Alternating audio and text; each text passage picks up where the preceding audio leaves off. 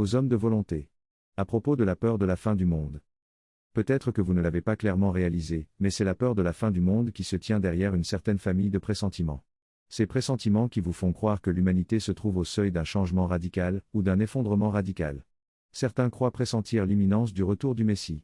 Et peut-être ont-ils raison, mais l'honnêteté intellectuelle voudrait que s'ils ont raison, ils n'ont aucune raison d'en être certains.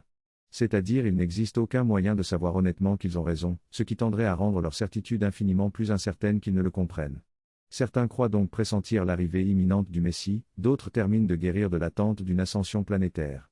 Et les nouveaux espoirs regardent vers le ciel et croient déjà discerner les signes du contact cosmique avec des êtres de l'espace. Des frères peut-être. Il ne s'agit pas ici de se prononcer sur le degré de possibilité de ces événements attendus. Alors de quoi s'agit-il ici ? De ceci, si nous sommes sereins devant l'obscurité de l'avenir. C'est-à-dire devant l'absence de garantie absolue quant à la possibilité de savoir ce que l'avenir nous réserve, c'est cela l'obscurité de l'avenir, n'allez pas imaginer des choses nécessairement inquiétantes. Si nous sommes sereins devant l'obscurité de l'avenir, nous devrions simplement nous concentrer sur l'édification et l'entretien de notre présent.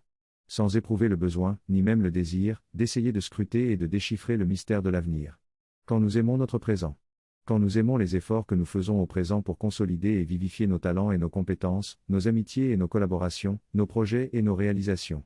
Quand nous aimons la manière dont nous utilisons chaque jour notre intelligence et notre force, notre temps et notre énergie, notre affection et notre bienveillance. Alors nous ressentons qu'il y a une trame profonde et stable qui soutient le monde, et qui permet aux hommes d'avancer, pas après pas, vers la construction d'eux-mêmes et vers la construction du monde. Nous ne ressentons alors, ni le besoin d'un sauveur qui devrait se presser de venir, ni la peur d'un effondrement qui semble se profiler à l'horizon. Nous savons que le monde change nécessairement, mais il change grâce aux efforts que nous faisons tous au présent.